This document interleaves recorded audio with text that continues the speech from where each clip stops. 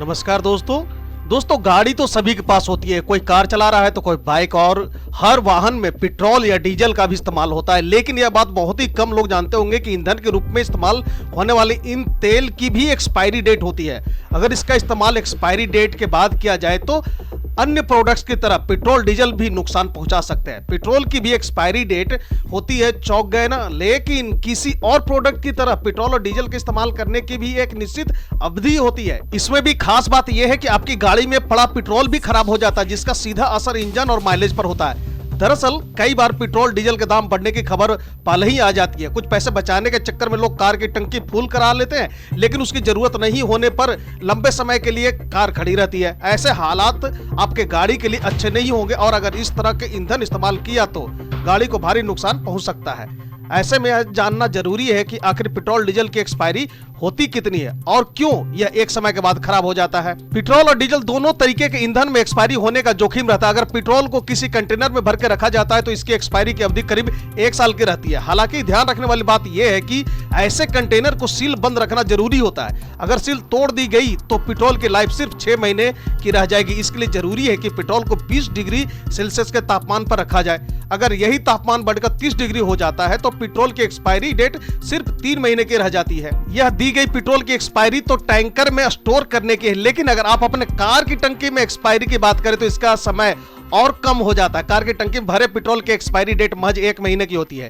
लिहाजा आप अपने कार की टंकी फुल कराकर उसे लंबे समय तक खड़ी नहीं रख सकते, वरना ईंधन खराब होने के बाद यह गाड़ी के इंजन पर भी बुरा असर डाल सकता है।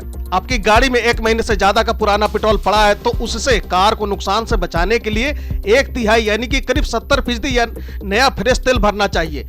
हालांकि यह फुल प्रूफ तरीका नहीं है, फिर भी इससे आपके पुराने तेल से इंजन को नुकसान होने की आशंका जो है काफी कम हो जाएगी। डीजल की एक्सपायरी पेट्रोल के मुकाबले थोड़ी ज्यादा रहती है। वहीं ऑर्गेनिक ईंधन जैसे कि इथेनॉल की एक्सपायरी 1 से 3 महीने की ही रहती है। अगर यह ईंधन कार की टंकी में भरा है तो एक्सपायरी और भी कम हो जाती है। आपको यह तो पता ही होगा कि क्रूड ऑयल अपनी कच्चे तेल से ही पेट्रोल और डीजल को बनाया जाता है। कच्चे तेल को रिफाइन करने की प्रक्रिया में कई तरह के केमिकल का इस्तेमाल होता है। इसमें इथेनॉल जैसे ऑर्गेनिक प्रोडक्ट्स भी मिलाए जाते हैं, जिससे पेट्रोल डीजल की लाइफ कम हो जाती है। लंबे समय तक टंकी में तेल मौजूद रहेगा तो इसका केमिकल भाप बनने लगता है। चूंकि कार की टंकी बंद रहती है तो यह भाप बाहर नहीं निकल पाता और पेट्रोल डीजल सड़ने लगता है। इससे तेल खराब होने आपके कार के इंजन पर भी बुरा असर पड़ता है। कार की टंकी में लंबे समय से भरे तेल की गुणवत्ता खराब हो जाती है और यह भारी हो जाता है।